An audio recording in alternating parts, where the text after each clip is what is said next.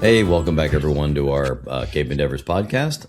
Today, I am truly honored and really thrilled about having Andrew Badger on. Andrew Badger is, of course, a co-author to one of my new favorite books, The Great Heist, China's Epic Campaign to Steal America's Secrets. And I guess before we get started and getting into all the meat of your work thus far and in what you're currently involved in, you have a pretty fascinating history, in your own right. You came up out of the intelligence agency, DIA, and you've done human intelligence.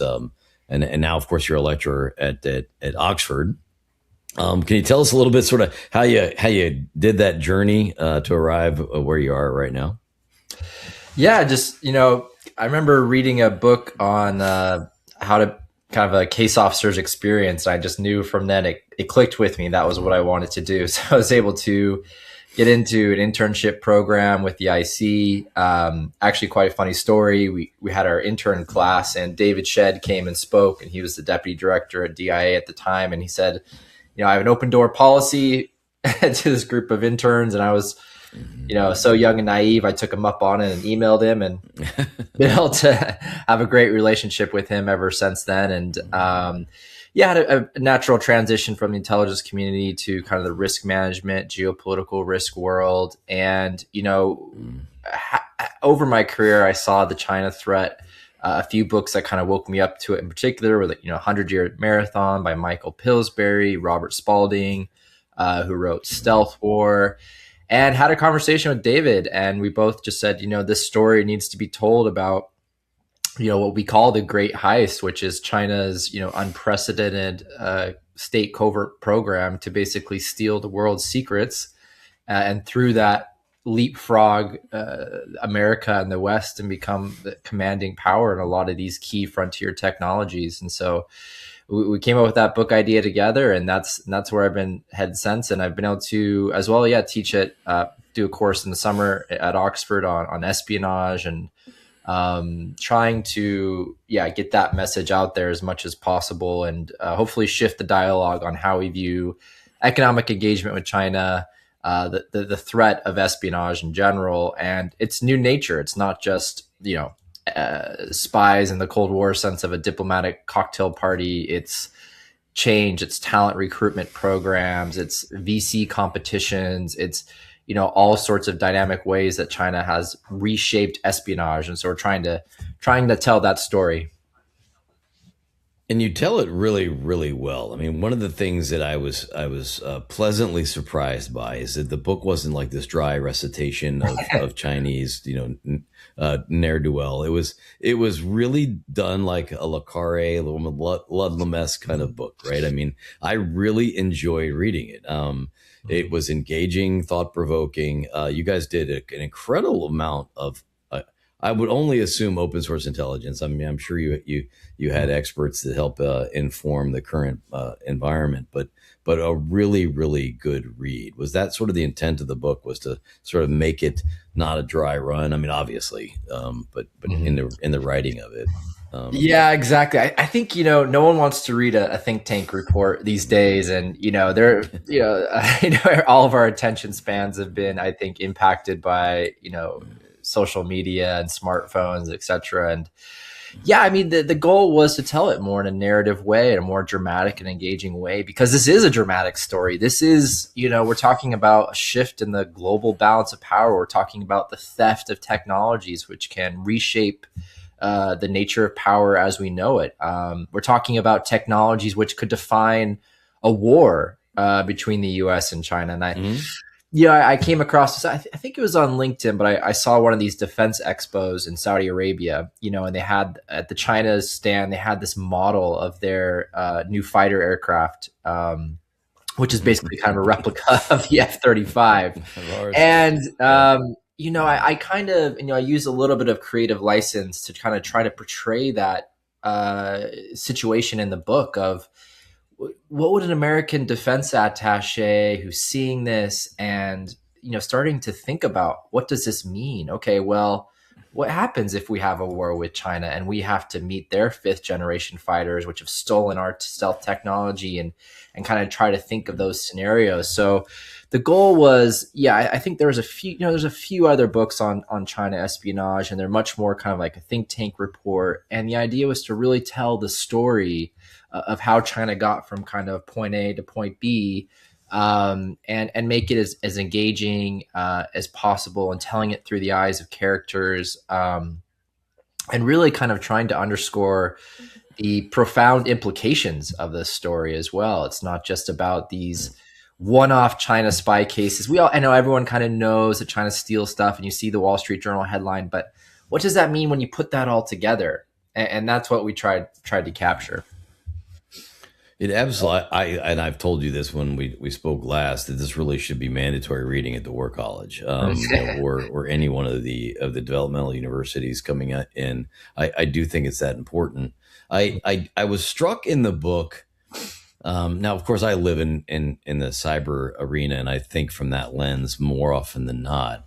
But it's very, very clear that this is a whole of government, whole of intelligence gathering up. It's not just cyber, it's not just economic, but there's human intelligence as well.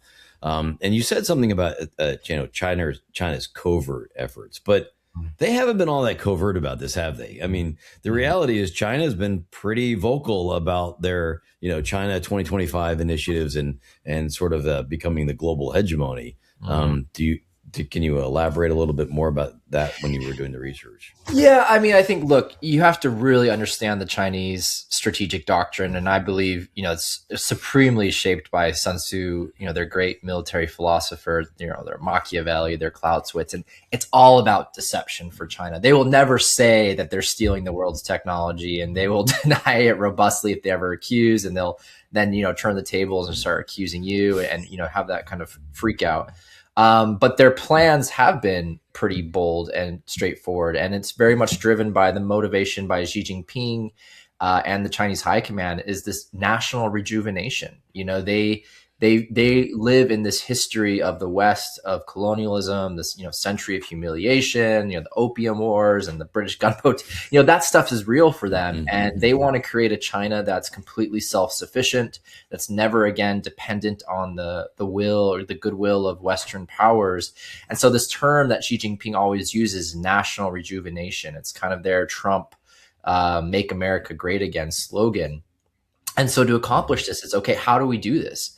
And, they developed a key doctrine, this kind of industrial development plan, one of these kind of communist 5-year plans called Made in China 2025. So this came out in 2015 and set out, okay, here are the top, 10 technologies that we want to dominate, which we think are critical to this new global economy, which we think are critical to establishing this self-reliance. And the key thing about the Chinese approach to this is it wasn't necessarily just covert. What I like to use the example, I think it's in Sun Tzu as well, is like water. Whatever is the most effective or efficient way for water to flow down a mountain, it's the same thing with collection. Whatever is the most effective or efficient way to steal that information, they'll use it. They don't care what the means are. And whether that's an insider threat, whether that's a talent recruitment program, recruiting a scientist back to China, whether that is a cyber attack, whether that's a human-enabled cyber attack where you recruit an employee and they put a thumb drive into the system, which, even the best cyber defenses can't protect against.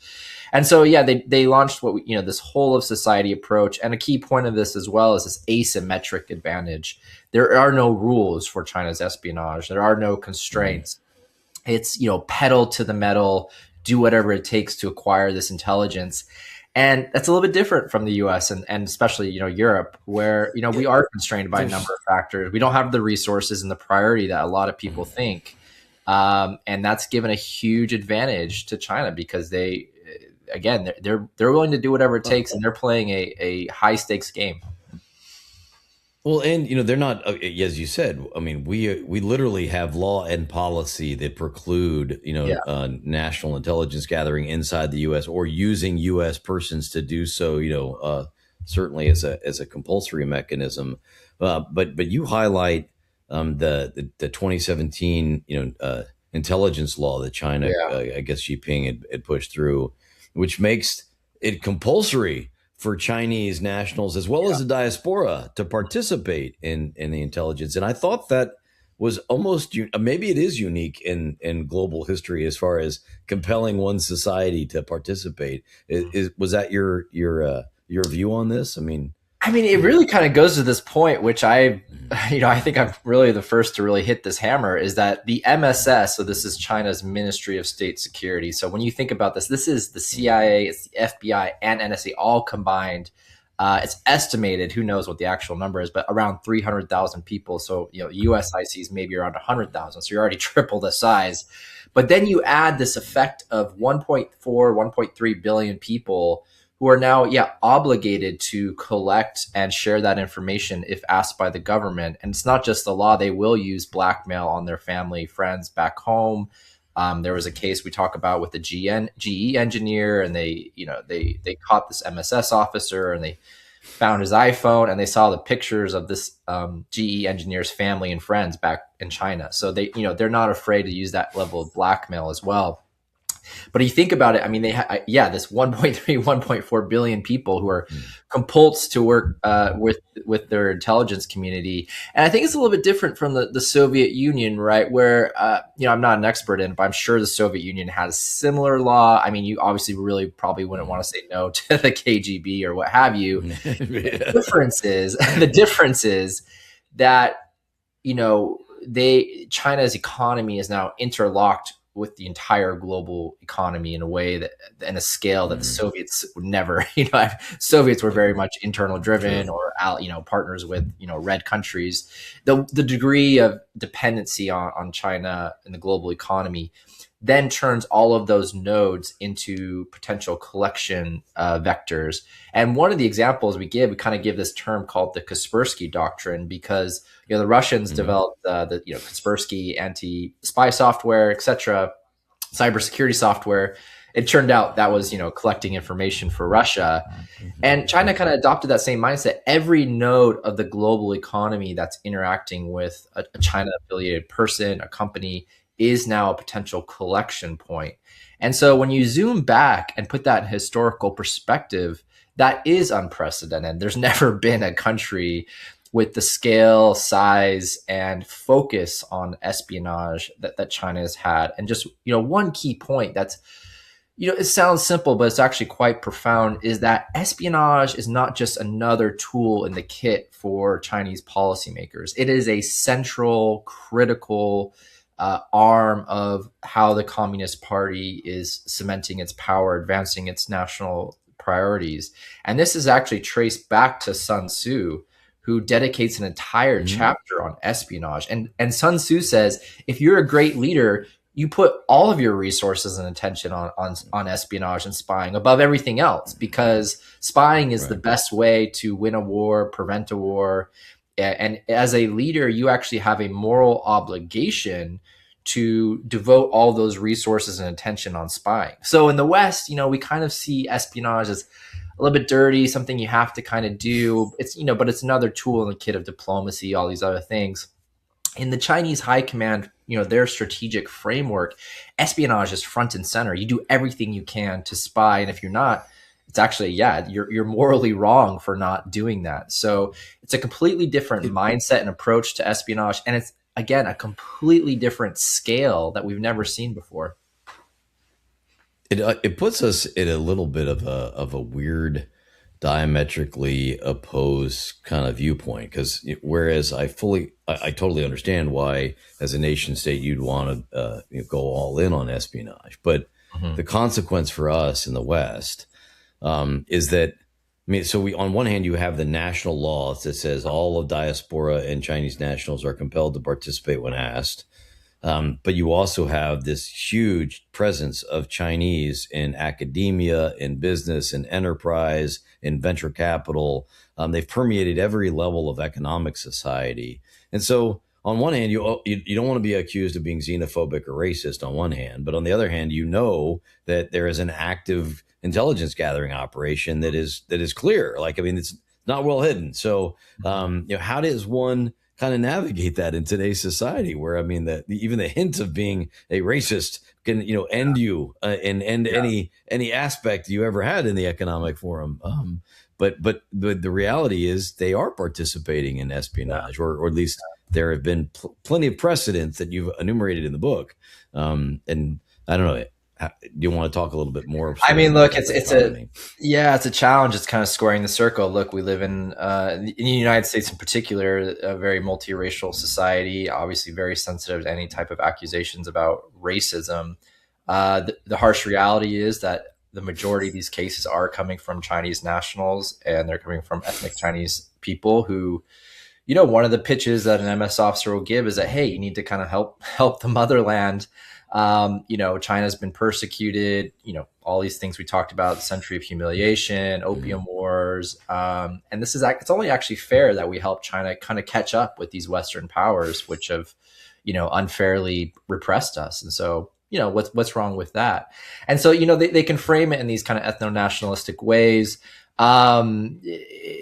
Yeah, and then you combine that with the fact that they're legally complied to actually, basically spy for their government, that the government back home, even if, will blackmail you. I mean, how many of us would defy that and risk our own families to collect some document or what have you? Exactly.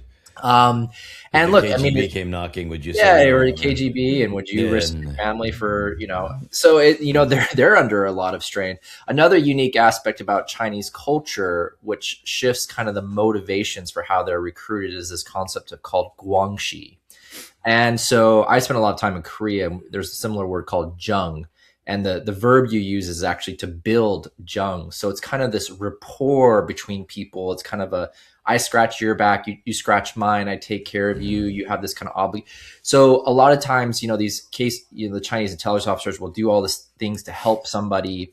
And that person, that agent will actually feel like this moral obligation to return that favor. So it's not even that they're motivated by, I hate American government, or I want to help communism, or these type of things. It's more of this cultural thing where it's like, hey, this person's helped me. And another interesting aspect of that is could be a non-traditional collector. It could be a professor who, 1 or 2 layers removed is working for the MSS. So this professor who's helped you, given all these favors, and then says, hey, can you help me with this? You have a cultural obligation there. So they don't even know that they're committing espionage. They don't even know that. It's not like they're, when I recruit as a case, I had to recruit someone. We actually kind of had them sign something basically saying, hey, you're entering into a relationship with the US government to, steal secret document. They don't ever really cross that official line. So there can be people who agents, insider threats, they don't even know that they're committing espionage. They don't even feel bad about it. So it's a really unique aspect. I mean, one key thing that did, drive this point home was in 2018, the Trump administration created the Department of Justice China Initiative. So this was kind of government. This has been going on a while. Okay, let's do a task force. Let's really get after this threat.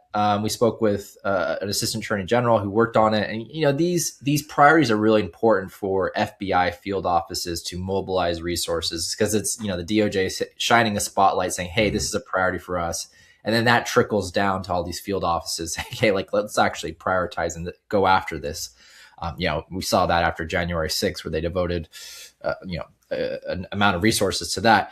But, so they had a number of successes with this China initiative. They actually arrested a Harvard professor, department head of chemistry, chemical biology, named Charles Lieber, who had signed up for a talent recruitment program with the Wuhan University.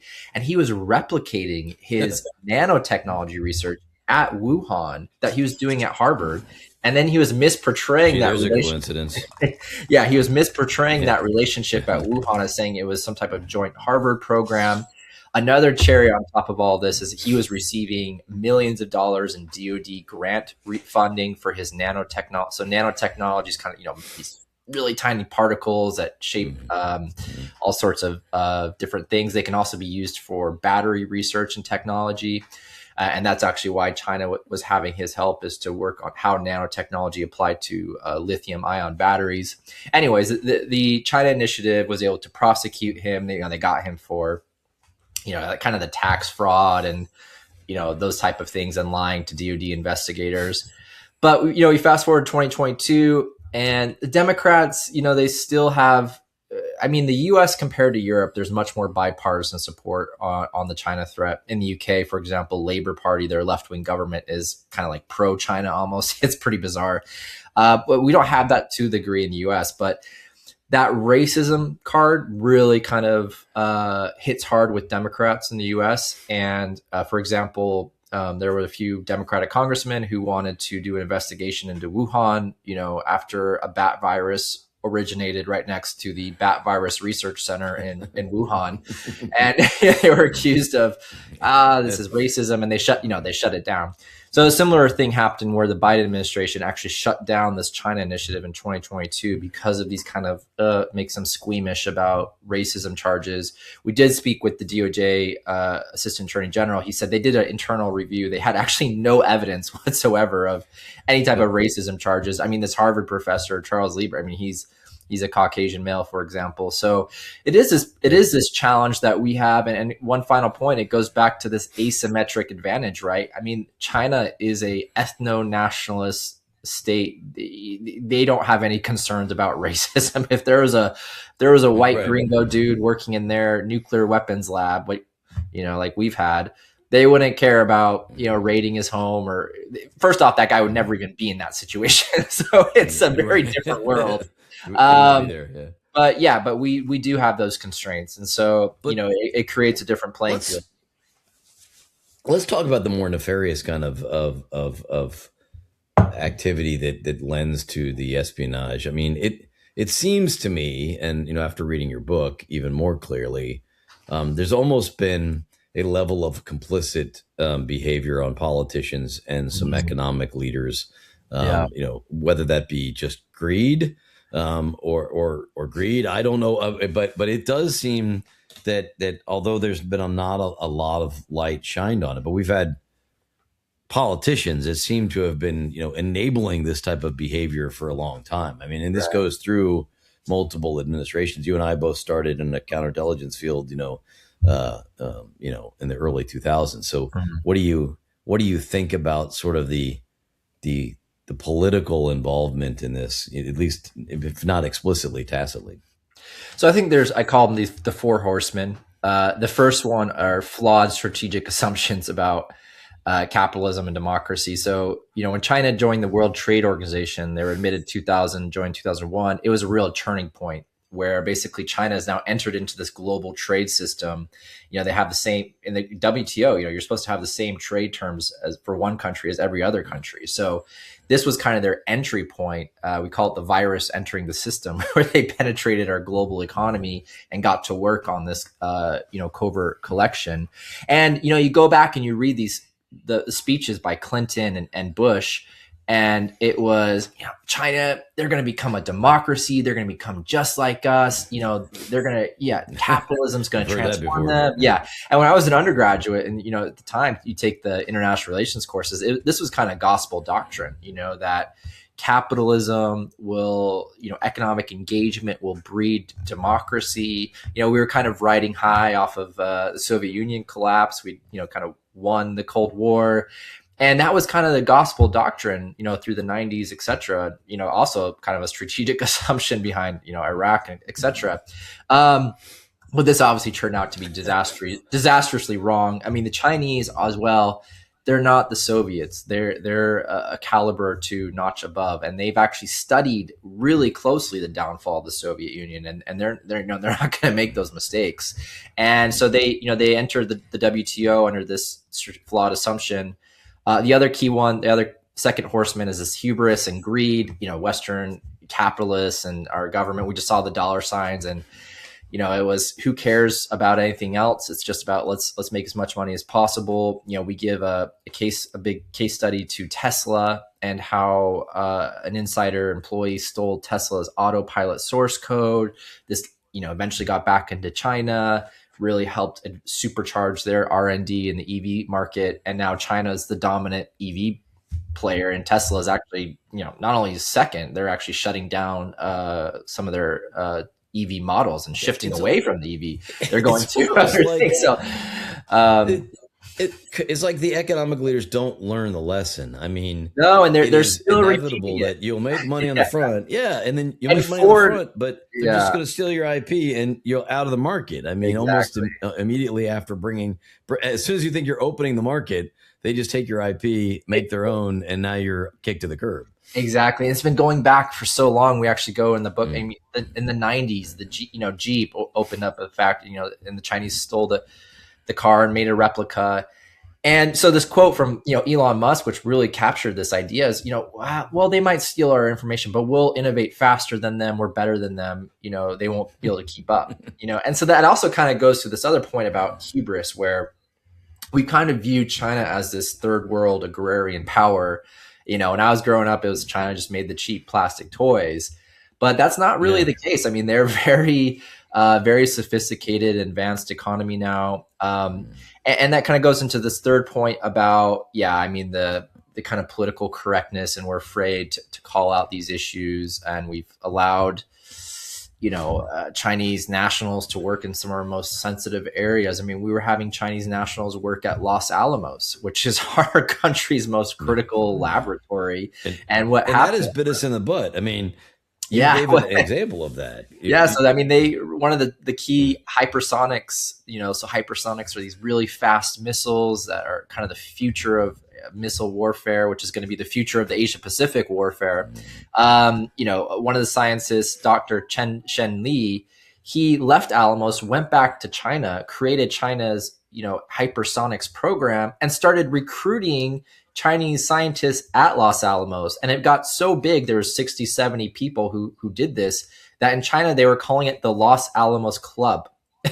So we had, just this kind of naivety. And the fourth kind of horseman I like to call about is now the strategic dependence. We're so critically dependent on China because we've outsourced, because we've, all these different things, that it is hard for us to call them out on things. So for example, one quick example was in July last year, it came out that Microsoft, which was basically maintaining the Pentagon's cloud system, was using remote access Chinese engineers. And they called it, they were, they were overseeing them, but there were still Chinese engineers who were, working on the Pentagon's cloud system in July 2025. So, it shows how naive we've been about this. And, the other thing, the strategic dependency, we feel a lot of companies feel like they have to compete in China or else they'll be missing out. Ironically, companies now are trying, like Volkswagen,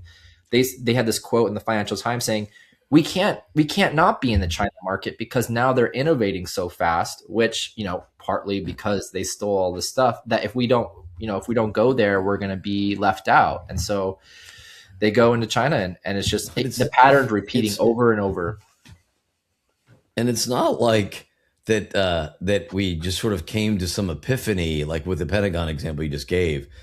It was because something bad happened that we went, looked like, how did that happen? Right. It was a reaction, not a proaction, that caused this. It was like, everyone has this, oh shit moment. And then, well, how do we let that happen? Right.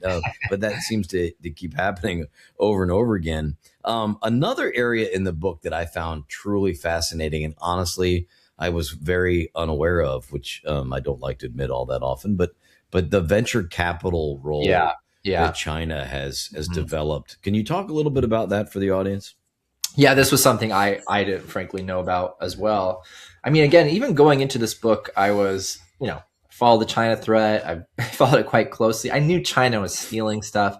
I had no idea about the scale. I had no idea about the breadth and the different vectors, and that one of these things was finance. VC, they will go after American startups. One of the things one of our interview sources talked about was, DARPA would identify a critical startup. Then they would maybe kind of lose interest, or they weren't able to get it going. And then China would sweep in after that. So they would, kind of come in after. Another thing too, they'd be doing is VC competition pitches, where they say, hey, pitch us your best quantum computing startup, and they get these pitches, they get a lot of information from that, and they say, hey, well, we might want to do a seed round investment, give us more information. Then they're kind of looking under the hood of these companies, and that can help with targeting, that can help with cyber attacks, that type of thing. Look, I mean, the cyber attacks as well can range from sophisticated phishing, to literally breaking into an office and stealing the laptops. So there was a company in the UK and Scotland who was the world leader in these kind of wave energy technology. So these machines that are kind of like snakes out in the ocean, and the wave generation creates energy. Mm-hmm. A Chinese delegation went and visited their factory in Scotland, and they had a big dinner at Edinburgh Castle the night of, whiskey tasting, etc. Literally 2 weeks later, their offices are broken into. The first floor, which has a Siemens office, is bypassed. No one goes there. And then these thieves, who were never caught, steal 5 of this company's laptops. Fast forward 1 month later, a couple years later, the Scottish company goes out of business because a Chinese company has produced the exact same replica of a wave energy machine. And actually, I did a little bit more research, and I found out, why is China developing these wave energy machines? Because they need them in the South China Sea to provide energy for these island expansions, because right now they have to basically ship in all this diesel and oil, and that's a huge cost and burden. But if these little territorial islands, which they're encroaching on the sovereignty of other countries, if they can provide that self-sustaining energy through these wave machines, so that also kind of encapsulates this whole civil military fusion. There's nothing purely civilian, or there's nothing purely, it's all bleeding in. And the VC world has been a key part of that. And, we've had an extreme level of naivety among, not only Wall Street, but Silicon Valley. And a lot of our best capital companies, they've been funding. And we say this in the book, we call it the Soviet test. Imagine a VC firm investing in some type of quantum encryption technology for the Soviet Union in 1980. It would have sounded absurd, but we've been doing the exact same thing. And one of our big recommendations is that we not only need to be, and they actually just started to adopt this, I believe, this last week, but we not only be able to screen capital inflows into America through, CFIUS. If China wants to buy, a steel factory in Pennsylvania, it has to get reviewed, We need to screen the investments going outbound as well. If an American firm is going to invest in a huge advanced steel facility in China, that should be under just as much scrutiny. So VCs, again, it's just one of these things where, again, China has revolutionized espionage. It's no longer just, the back alley car pickup. It's a totally different game we're playing. But there's almost an unwillingness for us to even call it out. And I say us, mostly Western countries. And I'll give you an example. So we've watched China progress into what used to be called the Sea of Japan. It's now called the South China Sea. No one even batted an eye. Like, President Trump moves from the Gulf of Mexico to the Gulf of America. Everyone loses their mind. But China called it the South China Sea. It was never that before. And it's gone from island to island to island. And no one's batted an eye, and so it's almost a willful ignorance on our part to even acknowledge that these things are going on. And I find it a little strange. And honestly, until I read your book, I didn't even realize all of the prongs of the four horsemen. I mean, I had no idea about the venture capital piece, which of course, we are, Cape Endeavors is a small sort of startup company that's done really well, but we've avoided the VC, the world, for other reasons. But now I'm even more leery. Do we ever want to partner in that regard? Because it's an opaque kind of world. I mean, you don't really know where the funds are coming from. And they start, in your book, you do a really good job of laying out sort of the layers of this. I mean, the ultimate funds may come from the nation state of China, but you've got legitimate, VC firms in the U.S., right? I mean, it's not like you can peel that onion back on the fly. I mean, and so if someone approached you saying, "Hey, we're really interested," again, you want to develop your company, you want to develop the goods and services, you want to bring something new to the market, you want to make a whole bunch of money. When a VC firm approaches and said, "Man, we think you're it," it's very difficult. I mean, how would one even combat that in the real world? Yeah, I mean it's very difficult, and we need to have more teeth for Congress. And I mean, to be fair, the China Select Committee, if you follow them on LinkedIn or what have you, they are stepping up, and it was quite heartwarming to hear from their staff members that they've all read the book and they were like loved it, and they said this is exactly what needed to be told in a way that you mentioned, a more narrative way that the wider public can understand. And it is good to see that kind of message resonating. I mean, one example we give is identifying kind of our national crown jewels and kind of devoting those resources to protecting those. And obviously, one of the key frontiers is AI. And the China Select Committee is putting forward legislation on how do we protect our AI research and development, because it is this kind of fundamental shift, right? Where in 2000 there was some breakthrough startup in Silicon Valley, the guys with the flip flops and the sweatshirt, and this whole geopolitics thing would never even cross their mind. And there was kind of a little bit of a turning point about 2 years ago when the Five Eyes directors, MI6, they all had a big conference at Stanford, and they said, you may not be interested in geopolitics, but geopolitics is interested in you. And so, I mean, there's a little bit more waking up to the reality of, China's out. And the good thing too, that honestly just works kind of more, that works more effectively is not even framing it in the patriotic terms, which some of these guys, frankly, aren't really even interested in that. It's more of like, hey, if this stuff gets stolen and gets back to China, your company's going to go out of business. So it's appealing directly to their interests of you not only need to protect this for national security grounds, you need to protect it if you want your company to survive. And there's been a number of countless companies that have lost their IP and then went out. I mean, this Wave Machine company is just one example. So I'm hoping the message resonates. It is, we need to get more legislative teeth. We need to update a lot of these laws, which are outdated.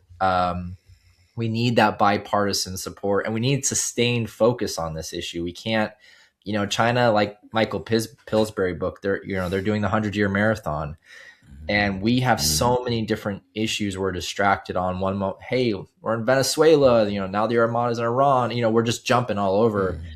We've got to be able to stay locked on, focused on this one issue, while obviously managing the other ones. But this one's kind of, this is the big one. This is the great power competition. This is, you lose the war, you don't come back from. We lose a war, things don't go well with Iran or, some Dagestan country. We will bounce back. We lose a war with China. There's no bouncing back from that. So. Well, I mean, I guess, and you bring up a good point. So we Cape Endeavors Incorporated, play in the certified or the cyber maturity model certification program. I tout the fact that it's one of the first explicit acknowledgments of the government that we have to check the defense industrial base's homework, right? They've been taking taxpayer dollars. They've been developing capabilities for the warfighter.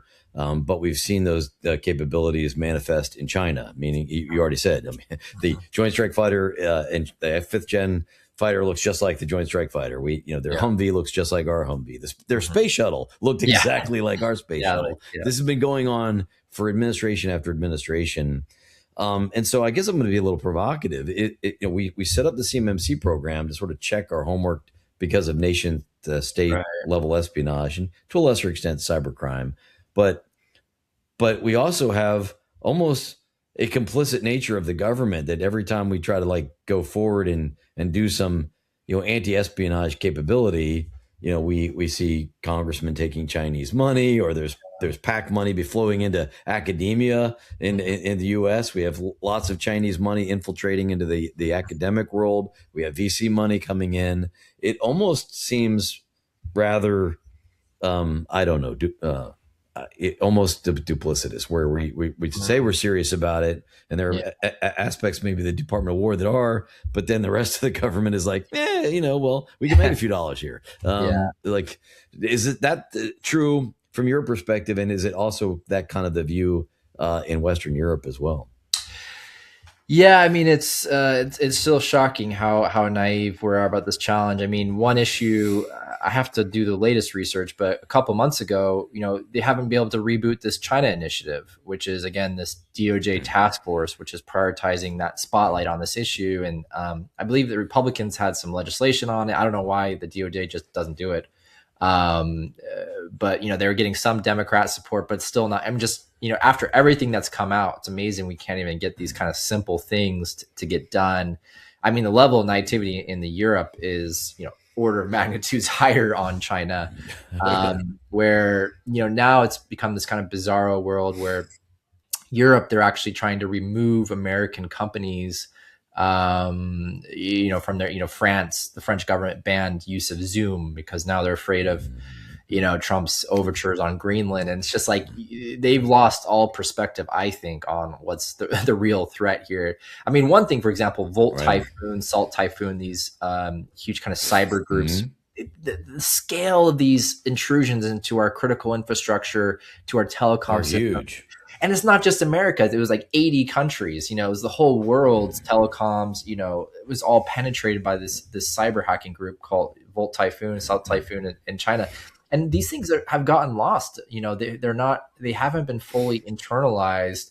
One example as well, in the UK, they just approved the left-wing government here, which in US standards would be far, far left. They just approved a super embassy by China, this huge compound, like in the center of London.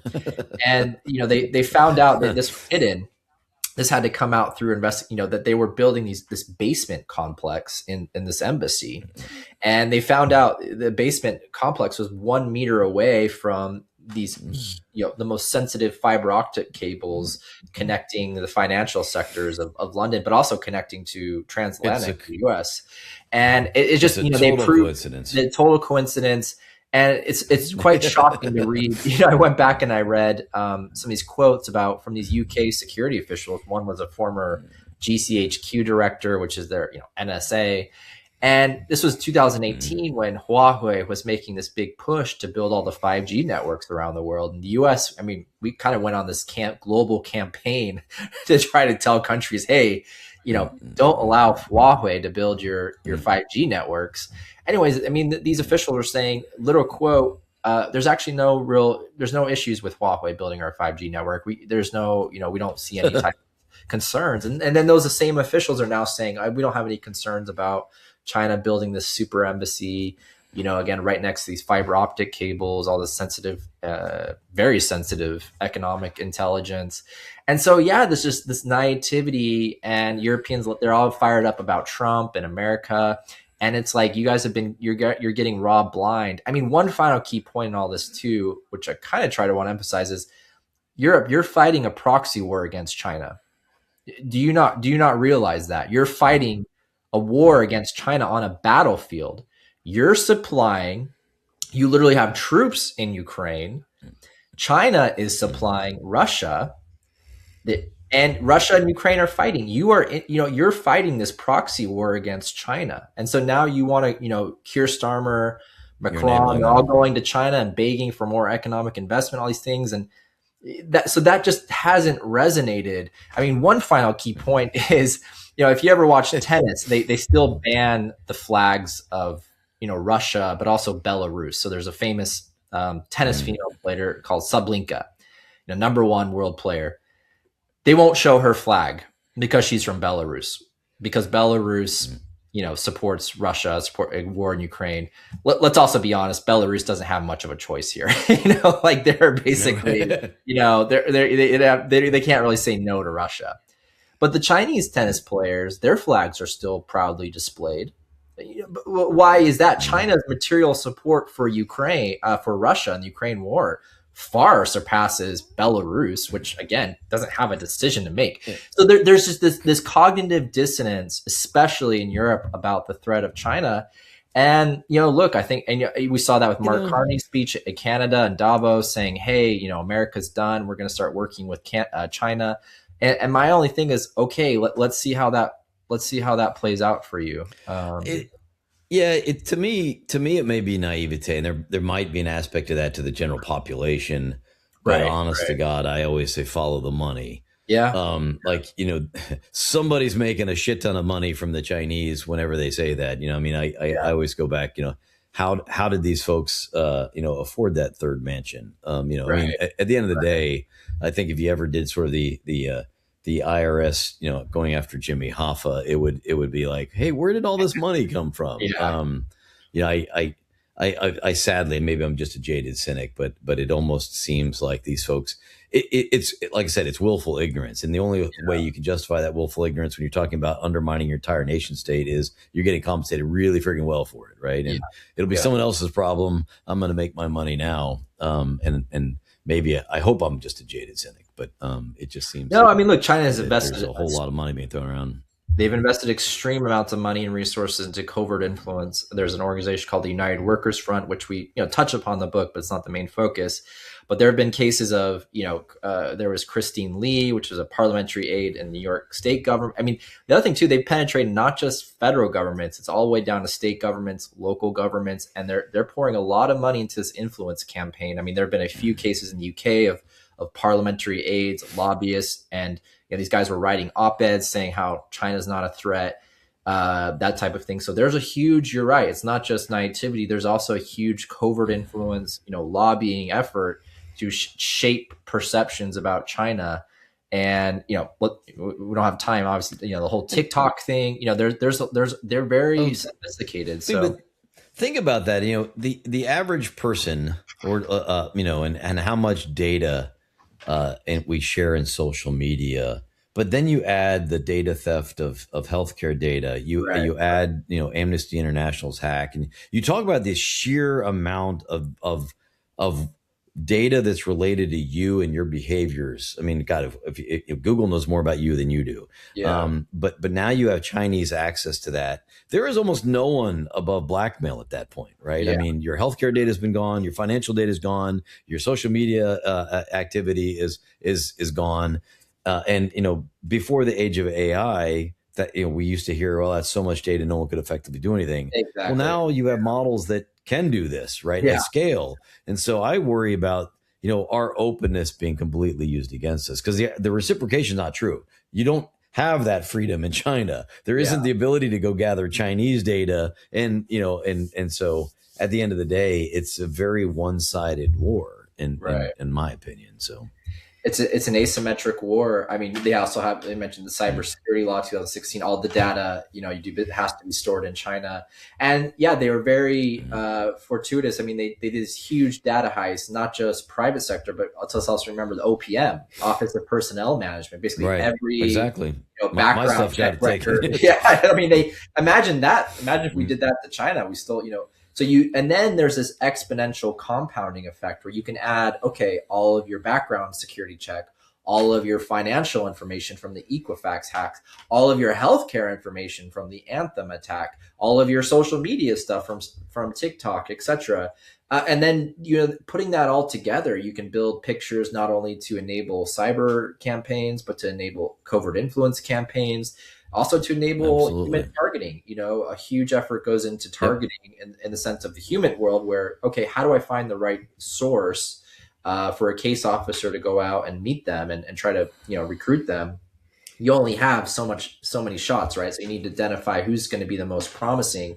If you got a picture of this guy's background check, his financial information, his healthcare check, all these different things, his gambling, that can zero in on, there's this engineer at Lockheed Martin, divorced, healthcare bills, gambling bills, he said this on social media, boom, you get a bump, that there's this exponential effect added to, the fact that this huge data campaign, like you mentioned, has been really the foundation for their thrusts into the AI advancement, where again they have this huge advantage from all this data theft. So all of these different things have this compounding, exponential effect where again, it goes to the thesis of our book, where espionage has been this adrenaline shot that's allowed China to just leapfrog us in so many of these critical technologies. I mean, one quick data point on that is ASPI, so this Australian Security Policy Institute think tank. They track about, I think it's 45 of the world's top, frontier technologies, AI, quantum. China is leading through their calculus around 37 of them. And so, when I grew up, China was the cheap plastic toys. We've got to break that framework. They're dominating. There's, people kind of saying, well, they're not that great at AI. don't underestimate them. Like, yeah, maybe their AI stuff is not doing great right now, but they are going to invest a lot of research. Well, their AI that they're willing to share. They're just sharing. Everyone keeps remember, it's like this is what they're putting out in public for beta testing. This isn't what's in the background, and I worry about with quantum technology. They're in the same area. Yeah. So I guess I will. We're gonna have to wrap up. We've been going at it for an hour now, and I can't thank you enough for being on here. I want to let everyone know you're not suicidal.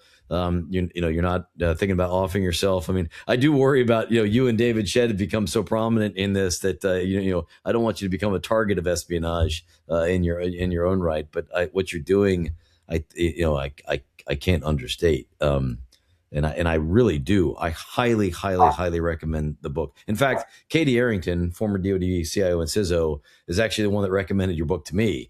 And I read it and I was like, wow, now I know why she recommended it to me. And so I'm recommending it to everyone. I keep reposting it on LinkedIn and Facebook and other places because I don't think there is nearly the attention that needs to be brought to the subject. And you guys write it in such a, I sound like I'm a sycophant, and I don't mean to, but I mean, this book reads really, really well. I mean, it's entertaining. It's got lots of human vignettes and engagement. And the information, of course, is terrifying. So I can't recommend it highly enough. But I want to make sure you and David stay safe. And, the world knows that you're out there and healthy and not suicidal. So God forbid. We don't want you to be Prince Andrew or anything. So yeah, exactly. Well, awesome. No, thanks, Terry. Really appreciate it, and great to be on. And hopefully come back on soon again.